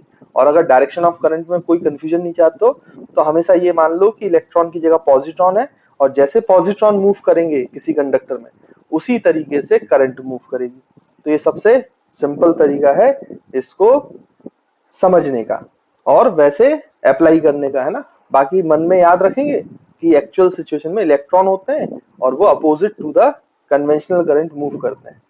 और कभी पूछ ले कि इलेक्ट्रॉन्स की डायरेक्शन वाली करंट का नाम क्या है, तो उसको हम इलेक्ट्रॉनिक करंट बोलते हैं ना। कभी अगर पूछ ले, बाकी उसका कोई रोल नहीं है, उसको कोई डिटेल में पढ़ने की अपन को जरूरत नहीं है ना बच्चों। तो आई होप आपको डायरेक्शन ऑफ करंट की बात समझ में आई होगी। अब देखिए बच्चों, होता क्या है कि करंट का डिस्ट्रीब्यूशन भी आपको आना चाहिए कि करंट का डिस्ट्रीब्यूशन कैसे होता है। जैसे मान लो कि आपका ये कंडक्टर है, कंडक्टर में इतना बड़ा बड़ा नहीं बना रहा हूँ, सिर्फ वायर से रिप्रेजेंट कर देते हैं। तो मान लीजिए ये आपका वायर है एक, ये इस तरीके से, और ये जो वायर है इस वायर को आपने यहां से ऐसे दो वायर और कनेक्ट कर दिए। मतलब ये जो पॉइंट है, इस पॉइंट पे तीन वायर आके कनेक्ट हुए, मतलब आपने तीन कंडक्टर्स को एक पॉइंट पे कनेक्ट कर दिया। अब ऐसे आगे चलकर बहुत सारी सर्किट्स पढ़ेंगे जिनमें ऐसी ब्रांचेस बनेंगी और वो कहीं ना कहीं से कनेक्टेड होंगी। तो ये जो बच्चों पॉइंट है जो जहां पे बहुत सारी ब्रांच आगे कनेक्ट हो रही है कंडक्टर्स की, इस पर्टिकुलर पॉइंट को जहां पे कंडक्टर्स की ब्रांच कनेक्ट होती है, इस पॉइंट को या तो नोड बोलते हैं या फिर जंक्शन बोलते हैं। याद रखेंगे, टर्मिनोलॉजी है, तो मैं सिंपली बता रहा हूं, कभी भी आपको पढ़ने को मिल जाए कि नोड और जंक्शन, तो उसका मतलब ये होता है कि दो या दो से ज्यादा आपके जितने भी ब्रांचेस हैं कंडक्टर्स के, वो एक पॉइंट पे मीट कर रहे हैं, तो उसको हम नोड या फिर उस पॉइंट को जंक्शन बोला जाता है ना। तो आई होप आपको जंक्शन और नोड का कॉन्सेप्ट क्लियर होगा। अब देखो बच्चों, मान लीजिए कि यहां से करंट आई, तो यहां से जब करंट आई आएगी तो इस करंट के पास दो रास्ते हैं, एक ऊपर वाले कंडक्टर से, एक नीचे वाले कंडक्टर से। तो या तो ऊपर वाले से फ्लो होगी या नीचे वाले से फ्लो होगी या दोनों से फ्लो होगी। तो आप सोचें कि कहां से फ्लो होगी, ऊपर वाले से कि नीचे वाले से कि दोनों से। तो एक्चुअली में जो ये करंट आएगी ये डिस्ट्रीब्यूट हो जाएगी, कुछ करंट ऊपर से चली जाएगी, कुछ करंट नीचे से चली जाएगी। अच्छा, कितनी ऊपर से जाएगी कितनी नीचे से जाएगी ये हम थोड़ी देर बाद समझेंगे। लेकिन जब भी ऐसे दो ब्रांच है, उसको जब डिवीजन के लिए दो ब्रांच मिलता है तो करंट हमेशा डिवाइड हो जाती है ना। लेकिन ये बात तय है कि यहाँ पे I1 कितनी भी हो, यहाँ पे I2 कितनी भी हो, ये I1 प्लस I2 मिलकर I के बराबर ही होंगी। यानी जितनी करंट इस नोड पर आएगी उतनी ही करंट इस नोड से जाएगी। यहां पर कोई भी करंट का लॉस नहीं हो सकता, क्योंकि बच्चों करंट क्या है, फ्लो ऑफ चार्जेस। तो जितना चार्ज फ्लो करके यहां पे आएगा उतना ही चार्ज तो डिवाइड होगा, कुछ चार्ज ऊपर चला जाएगा, कुछ चार्ज नीचे चला जाएगा, जो I1 और I2 करंट बनाएंगे। यहाँ पे कोई चार्ज रुक नहीं सकता है और कोई चार्ज प्रोड्यूस नहीं हो सकता है। तो ऑब्वियस सी बात है, जो करंट का सम है, जो चार्जेस जितने गए हैं उतने ही चार्ज तो आए थे बच्चों, तो जितनी करंट आई है उतनी करंट जाएगी यहां से। इसलिए I is always equals to I1 plus I2। अगर ऐसा नहीं होगा, इसका मतलब कुछ चार्ज यहाँ पे रुक गया, जो कि पॉसिबल नहीं है। जब यहाँ पे कोई पहले से चार्ज नहीं था तो बाद में भी कोई चार्ज नहीं होगा, क्योंकि कंजर्वेशन ऑफ चार्ज है ना बच्चों, हमेशा चार्ज किसी पॉइंट पर कांस्टेंट रहता है। तो एक्चुअली में ये जो फंडा है ये कंजर्वेशन ऑफ चार्ज है, conservation of charge, conservation of charge. तो कंजर्वेशन ऑफ चार्ज से आप बोल सकते हो कि जितनी करंट किसी पर्टिकुलर पॉइंट पे आएगी उतनी ही करंट उस पॉइंट से डिवाइड होगी, जाएगी, है ना। तो ये हमेशा फंडा याद रखना, and this fundamental is based on conservation of charge. आप इसको ऐसे समझ सकते हो, अगर इसको एनालॉजी लेना है तो आप ऐसे समझो कि मान लीजिए यहां पर एक पाइप होता और इस पाइप से आप दो और पाइप जोड़ देते। मान लीजिए एक पतला पाइप जोड़ दिया और यहां से एक दूसरा पाइप जोड़ दिया, दूसरा पाइप थोड़ा सा मोटा जोड़ दिया आपने। तो ऑब्वियस सी बात है, जितना यहां से वाटर आएगा वही वाटर तो इस पाइप में भी जाएगा और इस पाइप के थ्रू भी जाएगा, है ना, आप समझ रहे होंगे। तो जितना पानी आया उतना ही पानी डिवाइड होगा, कोई पानी यहाँ पे रुक थोड़ी ना सकता है, या पानी कहीं से यहाँ पर क्रिएट नहीं हो सकता, मतलब यहाँ से कोई से अलग से पानी नहीं आ जाएगा। जितना पाइप, मेन पाइप से पानी आएगा उतना ही पानी डिस्ट्रीब्यूट होगा और उतना ही पानी इन दोनों ब्रांच में जाएगा। मतलब अगर मैं बोलूं कि I1 वाटर करंट आई है, इसमें I1 वाटर करंट गई, इसमें I2 वाटर करंट गई, इससे I वाटर आया, तो I is equals to I1 plus I2।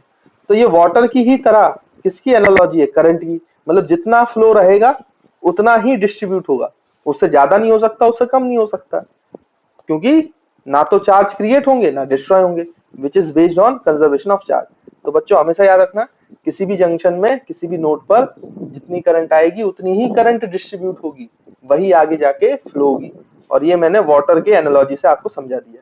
तो आई होप आपको ये वाला रूल भी समझ में आएगा, क्योंकि आगे चलकर इसका हम बहुत अच्छे से यूज करने वाले हैं जब सर्किट थ्योरी पढ़ेंगे, है ना बच्चों। तो इसको जल्दी से नोट कर लो बच्चों। अब हमें इलेक्ट्रिक सर्किट्स के बारे में पढ़ना है, लेकिन सर्किट थ्योरी पढ़ने से पहले, सर्किट के बारे में समझने से पहले कुछ मैं आपको डिवाइसेस के बारे में बताना चाहता हूँ। तो एक्चुअल में यहाँ पर तीन तरीके की डिवाइस होती है ना। एक सबसे पहला जो डिवाइस होता है, यानी कि आप ये बोल सकते हो करंट और पोटेंशियल डिफरेंस मेजर करने के लिए कुछ डिवाइसेस हैं जो आपको लेबोरेटरी में मिलेंगी। अभी तो स्कूल बंद है तो आपको देखने का मौका नहीं मिलेगा, लेकिन जब आप स्कूल जाएंगे तो आप लेबोरेटरी में इन डिवाइसेस को देखेंगे, है ना। तो तीन डिवाइसेस होती है मेनली। तो यहाँ पे हम लिख सकते हैं devices used in electric circuit. Electric circuit क्या होती है वो तो मैं आपको बता ही दूंगा। अभी तो आप ऐसा सोच लो कि इलेक्ट्रिक सर्किट में तीन तरीके की डिवाइसेस को यूज किया जाता है। जो इसमें सबसे पहला डिवाइस है उसको बोला जाता है गैल्वेनोमीटर। बच्चों गैल्वेनोमीटर, है ना। ये जो गैल्वेनोमीटर है ये क्या काम करता है उसको हम लिख लेते हैं जल्दी से। तो ये गैल्वेनोमीटर जो डिवाइस है, it is used to detect small current in the circuit. ये जो गैल्वेनोमीटर है, हम बोल सकते हैं इसके बारे में कि it is a device which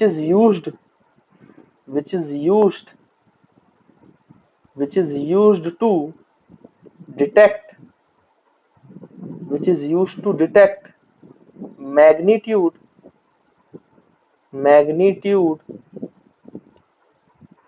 and direction of current. मतलब ये डायरेक्शन ऑफ करंट को भी डिटेक्ट कर लेता है और स्मॉल करंट बोलना चाहिए, एक्चुअली में ये बहुत स्मॉल करंट्स को ही डिटेक्ट करता है। ज्यादा लार्ज करंट अगर आप इसमें से फ्लो कराओगे तो गैल्वेनोमीटर जो है वो खराब हो जाएगा। अब वो कैसे, क्यों, वो अभी आपको समझ, वो अभी आपके कोर्स में नहीं है तो वो नहीं समझना है, वो बाद में आप जब 12th क्लास में जाओगे तो समझेंगे कि गैल्वेनोमीटर में ऐसा क्यों होता है। अभी तो आप बस इतना याद रखें कि स्मॉल करंट की डायरेक्शन और मैग्नीट्यूड दोनों डिटेक्ट कर सकता है, ऐसी डिवाइस जो होती है उसको गैल्वेनोमीटर कहा जाता है ना बच्चों। तो आई होप आपको समझ में आया होगा बच्चों। ये गैल्वेनोमीटर की डेफिनेशन है। तो गैल्वेनोमीटर आप समझ गए कि गैल्वेनोमीटर ऐसी डिवाइस होती है जो मैग्नीट्यूड डिटेक्ट करती है, डायरेक्शन ऑफ करंट भी डिटेक्ट करती है स्मॉल करंट्स के लिए। तो जब आप लेबोरेटरी में देखोगे ना तो इस टाइप का एक बॉक्स होता है, ऐसे मतलब फ्रंट व्यू देखोगे और यहाँ पर इस तरीके से ऐसे सेटअप होता है। तो यहाँ पे एक ब्लैक कलर का नॉब होता है, एक रेड कलर का नॉब होता है। तो ये सर्किट में जोड़ने के लिए बनाया जाता है। तो ब्लैक कलर में जनरली आप लो पोटेंशियल कनेक्ट करते हो और रेड में हाई पोटेंशियल, है ना, वो मतलब वो रहता है सिंबल, वो तो जब आप इंस्ट्रूमेंट देखोगे तब पता चलेगा। और इस तरीके से अगर आपका डिजिटल गैल्वेनोमीटर नहीं है, आजकल तो डिजिटल आ जाते हैं, लेकिन पहले जो एनालॉग चलते थे, एनालॉग मतलब उसमें इस तरीके जैसे आपका स्पीडोमीटर एनालॉग और डिजिटल होता है ना बच्चों गाड़ियों का, वैसे इसमें भी ऐसे एक स्केल बनी होती थी। यहाँ पर 1 milli ampere, 2 milli ampere, 3 milli ampere, अच्छा बीच में जीरो होता था और 1 2 ऐसे लिखा रहता था और ये 1 2 ऐसे लिखा रहता है, यानी गैल्वेनोमीटर में जीरो बीचों बीच होता था, बीचों बीच। तो जो इसकी गैल्वेनोमीटर की सुई है वो पहले जीरो पे रहती थी। तो अगर मान लीजिए कि कोई करंट आपकी राइट डायरेक्शन में फ्लो हो रही है तो ये राइट साइड मूव कर गया, तो ये आपको बताएगा 1 पे जाके रुक जाएगा तो पता चल जाएगा 1 मिली एम्पेयर की करंट फ्लो हो रही है। 2 पे जाके रुकेगा तो आपको पता चल जाएगा कि 2 मिली एम्पेयर की करंट। और अगर करंट लेफ्ट डायरेक्शन में हो रही है तो ये लेफ्ट की डायरेक्शन में मुड़ जाएगा। तो मतलब ये डायरेक्शन का सेंस ही बताएगा कि किस डायरेक्शन में करंट है, और करंट का मैग्नीट्यूड ही बताएगा, या उसको डिटेक्ट कर पाएगा, स्मॉल करंट्स को डिटेक्ट कर पाता है, और किस डायरेक्शन में करंट जो है फ्लो हो रही है ये भी बता देता है। तो इसकी जो स्टार्टिंग होती है बच्चों रीडिंग की, वो जीरो मिड पॉइंट पे होता है। तो ये जो गैल्वेनोमीटर है दोनों साइड फ्लक्चुएट करता है, लेफ्ट में भी जाता है और राइट में भी जाता है। तो अगर एक डायरेक्शन में है तो राइट में गया तो अपोजिट डायरेक्शन में लेफ्ट में आ जाएगा, है ना। तो आई होप आपको समझ में आ रहा होगा। बाकी एक्चुअल आपको देखना है तो आपको फिर लेबोरेटरी में ही देखना पड़ेगा। चलिए, तो ये गैल्वेनोमीटर है। अब बच्चों जब इसको कनेक्ट करते हैं तो ये आप याद रखिएगा कि galvanometer is always connected in series. तो यहाँ पे लिख लो आप, it is connected connected connected in series in a circuit. किसी भी सर्किट में सीरीज में कनेक्ट होता है। अब सीरीज का क्या मतलब है, तो बच्चों जैसे ये ब्रांच आ रही है कंडक्टर की, है ना, मतलब ये कंडक्टर है, इसमें से करंट ऐसे फ्लो कर रहा है आई, है ना। तो यहाँ पे आप जो गैल्वेनोमीटर है उसका सर्किट सिंबल ऐसा होता है, ये प्लस ये माइनस, सर्किट सिंबल ऐसे होता है ना। ये जो आपको मैंने बताया गोले एक सर्कल बना लो और सर्कल में कैपिटल जी रख दो, तो ये एक्चुअली में this is the circuit symbol of galvanometer. याद रखेंगे गैल्वेनोमीटर का सर्किट सिंबल है। जब भी सर्किट में हमें गैल्वेनोमीटर बताना होता है तो हम इस तरीके से लगा देते हैं। और ये ऐसे बीच में जोड़ दिया आपने, भाई कंडक्टर के बीच में कनेक्ट कर दिया, एक वायर इससे जोड़ दी, दूसरी वायर यहां से निकाल दी। तो इसमें बच्चों करंट की वैल्यू चेंज नहीं हुई, देखो आप करंट सेम फ्लो हुई। लेकिन अगर मैं इसको ऐसे ज्वाइन करता, ये कंडक्टर होता, ये कंडक्टर ऐसे जा रहा है और मैं बीच में ऐसे कनेक्ट करता, तो ये होता पैरेलल कनेक्शन, जब करंट डिवाइड हो जाए। और जब करंट डिवाइड नहीं हो, सेम करंट रहे, तो वो सीरीज कनेक्शन है। तो गैल्वेनोमीटर को हमेशा सीरीज में कनेक्ट किया जाता है सर्किट में, ये बात याद रखिएगा। उसको कभी भी पैरेलल कनेक्ट नहीं किया जाता, क्योंकि उसको करंट नापना है, तो करंट को डिस्ट्रीब्यूट नहीं कराना है, करंट मीजर करना है या करंट को आइडेंटिफाई करना है, इसलिए उसको सीरीज में लगाया जाता है। करंट सेम रहनी चाहिए। और अगर ऐसे डिवाइड अगर आप कर दोगे, करंट डिवाइड होगा, तो इस तरीके से ये रॉन्ग है। तो ये ऐसे कनेक्शन नहीं करना है आपको गैल्वेनोमीटर का। गैल्वेनोमीटर का हमेशा सर्किट में सीरीज में कनेक्शन होता है। आई होप आपको ये वाला पॉइंट क्लियर होगा गैल्वेनोमीटर से रिलेटेड। और ये सर्किट सिंबल ऑफ गैल्वेनोमीटर है। कभी भी सर्किट में सिंबल यूज करना है गैल्वेनोमीटर के लिए तो गोला लगाकर आपको कैपिटल जी लिख देना चाहिए, है ना बच्चों। और plus minus high low potential इसका बता रहा है। तो आई होप आपको गैल्वेनोमीटर के बारे में थोड़ी सी जानकारी अब हो गई है। बाकी डिटेल में तो ये बाद में आएगा, है ना, हायर क्लासेस में। अब बच्चों गैल्वेनोमीटर हमने समझ लिया है ना कि ये डायरेक्शन भी डिटेक्ट कर सकता है स्मॉल करंट्स की, मैग्नीट्यूड भी बता सकता है, और इसका सर्किट सिंबल भी हमने देख लिया, और इसको हमेशा याद रखिएगा सीरीज में कनेक्ट किया जाता है। उसके बाद जो सेकंड इंस्ट्रूमेंट है उसको बोलते हैं एमीटर।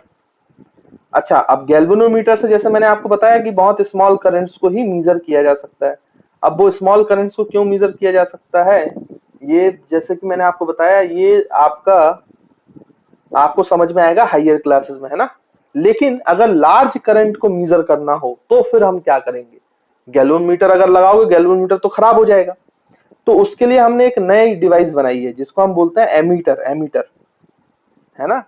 तो ammeter is a device which is used to detect large current, है ना बच्चों। तो ये लार्ज करंट को डिटेक्ट कर सकता है। तो यहाँ पे जल्दी से हम लिख लेते हैं कि ammeter is a device, it is a device, it is a device which is used to detect large current,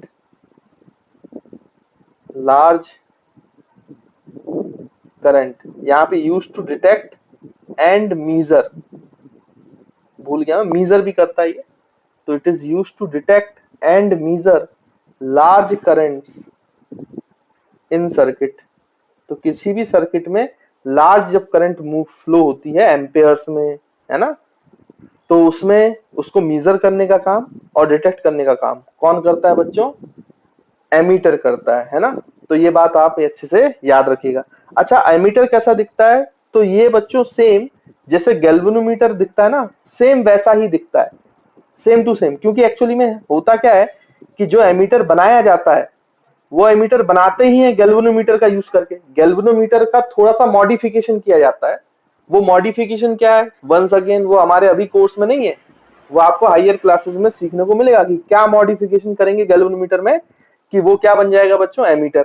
तो वो एमीटर बन जाता है, उसको मॉडिफाई करते हैं। इसलिए गैल्वेनोमीटर और आपको जो एमीटर है, अगर एक कंपनी की डिवाइस है तो आपको बिल्कुल ट्विंस की तरह दिखाई देंगे, मतलब एक जैसे। उसमें उसको पहचानेंगे कैसे कि ये गैल्वेनोमीटर है, ये एमीटर है। तो एमीटर का याद रखेंगे आप, जो जीरो वाला मार्क होता है वो बिल्कुल लेफ्ट साइड में होता है, मतलब गैल्वेनोमीटर में ये बीचों बीच होता है एरो, और एमीटर में ये बिल्कुल लेफ्ट में होता है। और जैसे ही इसको आप लगाओगे, वो यहाँ पे एक ब्लैक कलर का स्क्रू होता है, रेड कलर का स्क्रू होता है, उसमें कनेक्शन करते हो आप।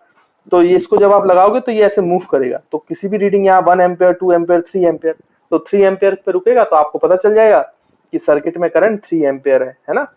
तो एक जैसा दिखने का कारण यह है कि गैल्वेनोमीटर को ही मॉडिफाई करके आप किसको बना सकते हो बच्चों, एमीटर को बनाया जाता है। क्या मॉडिफिकेशन है वो तो अभी हम कोर्स में नहीं है तो वो पढ़ेंगे नहीं, है ना। बट आई थिंक आपको ये बात समझ में आ गई। अंतर कैसे समझ में आता है, एक तो उसमें लिखा रहता है ये गैल्वेनोमीटर है, ये एमीटर है। अगर लिखा भी ना हो तो फिर कैसे समझोगे, तो इसकी जो मार्किंग है जीरो की, वो बच्चों एक्सट्रीम लेफ्ट से होती है, जबकि गैल्वेनोमीटर में जीरो की मार्किंग जो है वो बीचों बीच होती है, in the middle of the this device, है ना। तो आई थिंक आपको दोनों में अंतर पहचान में अब आ जाएगा। अब इसमें देखो बच्चों, ये भी सीरीज में ही कनेक्ट होता है ना, तो हम इसके बारे में लिख सकते हैं कि it is connected in series in a circuit.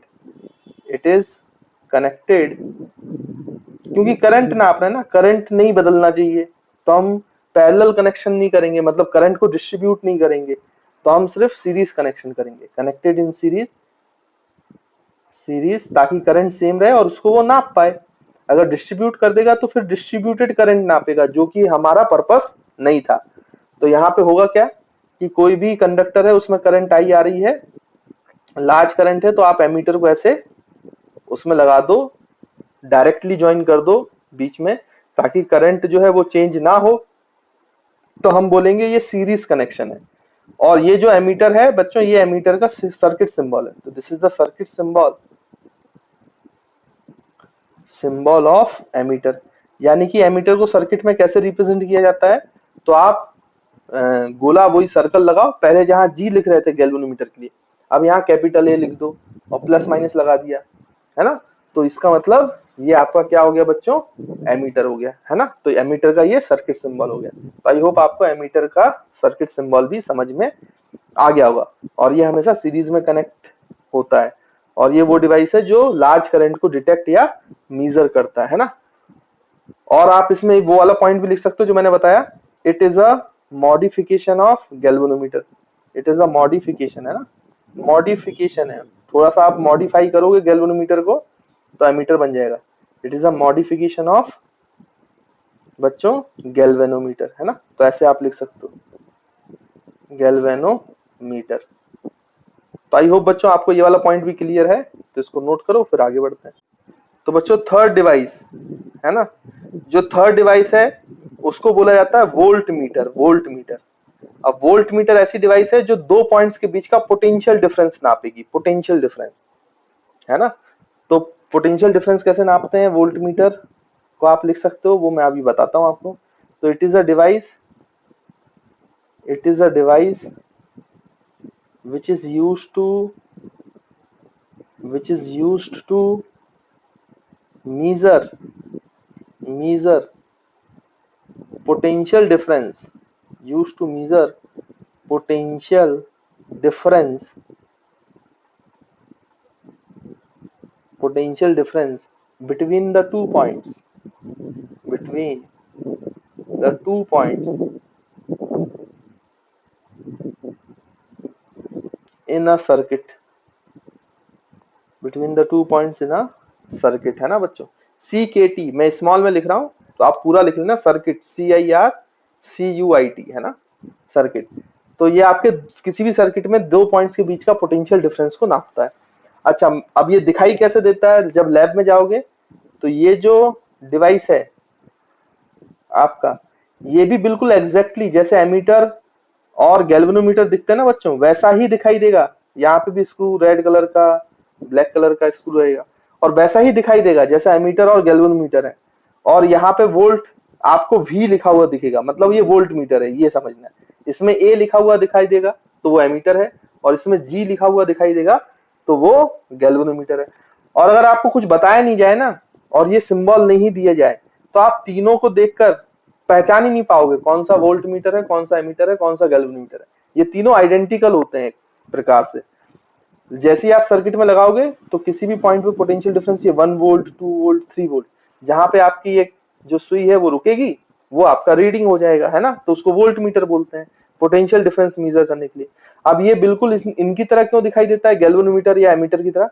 तो एक्चुअली में वोल्ट मीटर भी गैल्वेनोमीटर से बनता है।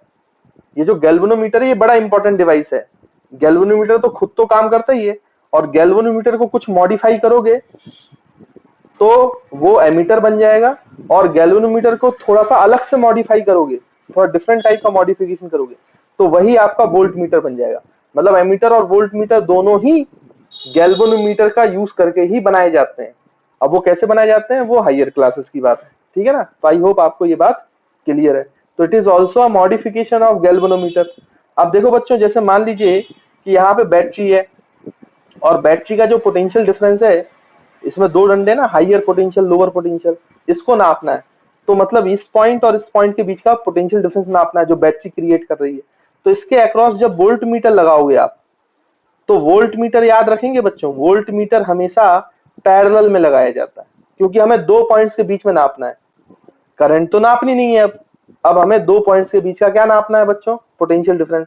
तो वोल्ट मीटर को उन दो पॉइंट्स के बीच में कनेक्ट करना होता है, तो वो पैरेलल कनेक्शन हो जाता है। तो जब करंट सेम होती है तो बच्चों सीरीज कनेक्शन है, और जब वोल्टेज सेम होता है, जब आप इसको पैरेलली कनेक्ट करोगे इसके, तभी इन दोनों पॉइंट्स का वोल्टेज सेम होगा और वो सही रीडिंग लेगा। तो वोल्टेज जब आपको नापना होता है तो आप पैरेलल कनेक्शन करते हो, तो वोल्ट मीटर को आपको पैरेलली कनेक्ट करना होता है। मतलब हम यहाँ पे लिख सकते हैं कि it is connected, it is connected connected parallel, it is connected parallel in a circuit. तो बच्चों इसको पैरेलली कनेक्ट किया जाता है ना। तो आई होप आपको ये वाला पॉइंट भी क्लियर है। और यहाँ पे आप वो भी लिख सकते हो जैसे मैंने बताया कि ये भी एक मॉडिफिकेशन है, it is also a, it is also a modification, modification of galvanometer, ये भी गैल्वेनोमीटर से ही बनाया जाता है, उसी का मॉडिफिकेशन है ना। तो आई होप आपको वोल्ट मीटर भी समझ में आ गया होगा। वोल्ट मीटर का ये सर्किट सिंबल है, this is the circuit symbol of volt meter. तो बच्चों ये वोल्ट मीटर का सर्किट सिंबल है। तो वोल्ट मीटर को सर्किट में किस तरीके से रिप्रेजेंट करते हैं, क्या सिंबल है उसका, तो ऐसे गोला लगाकर, जब एमीटर था तो ए लिख रहे थे, अब वोल्ट मीटर है तो कैपिटल वी लिख देंगे, और गैल्वेनोमीटर है तो कैपिटल जी लिख देंगे। अच्छा बच्चों, मैं आपको एक बात और बता दूं कि यहाँ पर हुआ क्या है कि जो आपकी डिवाइसेस हैं जो इलेक्ट्रिक सर्किट में, वो डायरेक्शन ऑफ करंट भी नाप रही है, मैग्नीट्यूड करंट नाप रही है। अब यहाँ पे मैं एक पॉइंट बताना भूल गया था आपको कि करंट की डायरेक्शन और मैग्नीट्यूड दोनों है। तो करंट कैसी क्वांटिटी हुई बच्चों, इलेक्ट्रिक करंट कैसी क्वांटिटी हुई बताओ। यहाँ पे लिख लेते हैं पीछे वाले पेज में नोट करके, करंट कैसी क्वांटिटी हो गई। आपको पता है ना, स्केलर और वेक्टर दो टाइप की क्वांटिटी होती है, होती तो चार है, लेकिन आपको मेनली स्केलर और वेक्टर के बारे में पता है। तो करंट कैसी क्वांटिटी, स्केलर की वेक्टर। तो बच्चों मैं आपको बता दूं, स्केलर स्केलर करंट जो है बच्चों, current is a scalar quantity, current is a scalar quantity. अब कई बच्चे कंफ्यूज होते हैं इसमें कि करंट स्केलर क्वांटिटी क्यों है, क्योंकि ऐसी क्वांटिटी जिसका मैग्नीट्यूड हो और जिसकी डायरेक्शन हो वो तो वेक्टर क्वांटिटी होती है बच्चों। तो करंट फिर स्केलर क्वांटिटी कैसे है, क्योंकि करंट की तो मैग्नीट्यूड भी है और हाइयर से लोअर पोटेंशियल में जाने के लिए डायरेक्शन भी है। तो फिर करंट स्केलर क्वांटिटी क्यों है, करंट वेक्टर क्वांटिटी क्यों नहीं है, ऐसा बच्चों को कंफ्यूजन होता है। तो मैं आपको बता दूं, एक्चुअली में वेक्टर क्वांटिटी होने के लिए ये दो कंडीशन वो नहीं है, मतलब ये दो कंडीशन ही किसी क्वांटिटी को वेक्टर क्वांटिटी है ऐसा बताने की जरूरत नहीं है। मतलब आपको ये बताया गया होगा कि जो आपकी वेक्टर क्वांटिटी होती है बच्चों, वो जो होती हैं वो क्या होती हैं, वेक्टर क्वांटिटी, एक तो उसके पास मैग्नीट्यूड होना चाहिए, फर्स्ट कंडीशन।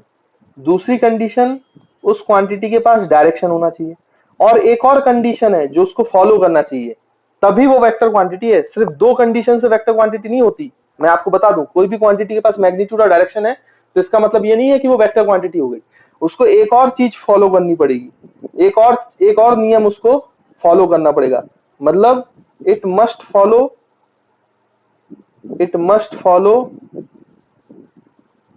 Vector rules. तो वेक्टर्स के जो रूल है, वेक्टर अलजेब्रा, जो वेक्टर अलजेब्रा है, जो अलग ही एक मैथमेटिक्स है, वो रूल्स भी फॉलो करने चाहिए। अब वो रूल्स क्या है, ये तो बच्चों आप 11th में जाओगे, साइंस में जाओगे तो पढ़ाया जाएगा। फिजिक्स में पहले आपको वेक्टर्स ही पढ़ाया जाता है, तो उसका एक अलग ही मैथमेटिक्स चलती है, तो इनके रूल्स अलग होते हैं, डिफरेंट होते हैं। तो ऐसी क्वांटिटी जिनके पास मैग्नीट्यूड है, डायरेक्शन है, और वो वेक्टर अलजेब्रा को फॉलो भी कर रहे हो, तब जाकर वो क्वांटिटी वेक्टर क्वांटिटी कहलाती है। लेकिन करंट के साथ दिक्कत क्या है कि इसके पास मैग्नीट्यूड है, डायरेक्शन है, लेकिन ये वेक्टर लॉस को फॉलो नहीं करता है। अब वो वेक्टर लॉस क्या है वो अभी हम नहीं समझेंगे, आप तो ऐसा समझ लो कि करंट के पास मैग्नीट्यूड है, डायरेक्शन है, बट वो वेक्टर रूल्स को फॉलो नहीं करता बिल्कुल भी, इसलिए ये वेक्टर क्वांटिटी की कैटेगरी में नहीं आता है, इसको इसलिए स्केलर क्वांटिटी बोला जाता है ना। तो आई होप आपको क्लियर होगा कि करंट स्केलर क्वांटिटी क्यों है, मैग्नीट्यूड और डायरेक्शन होने के बावजूद। क्योंकि जो तीसरी कंडीशन है किसी क्वांटिटी को वेक्टर क्वांटिटी होने के लिए, वो तीसरी कंडीशन करंट फॉलो नहीं करता, इसलिए मैग्नीट्यूड और डायरेक्शन होने के बावजूद उसको स्केलर क्वांटिटी कहा जाता है। तो आई होप आपको समझ में आ गया होगा कि करंट स्केलर क्वांटिटी क्यों कहलाता है ना बच्चों। तो इसको जल्दी से नोट कर लो। तो ये आपने लिख ही लिया था, ये मैं बताना पहले भूल गया था, लेकिन मैंने अभी आपको बता दिया। और इसके बाद ये आपका devices used in electric circuit, तो मैंने आपको तीनों डिवाइसेस बता दी, गैल्वेनोमीटर, एमीटर एंड वोल्टमीटर। उनके सर्किट सिंबल बता दिए, क्या मेजर करने के लिए यूज होते हैं ये बता दिया, और वो कैसे दिखाई देते हैं थोड़ा सा मैंने बताने की कोशिश की है। एक्चुअल आप तब देखोगे, मतलब लेबोरेटरी में जाओगे तो वहां पे आपको दिखाई देगा, है ना बच्चों। तो आई होप कि ये वाला सेक्शन आपको समझ में आया होगा।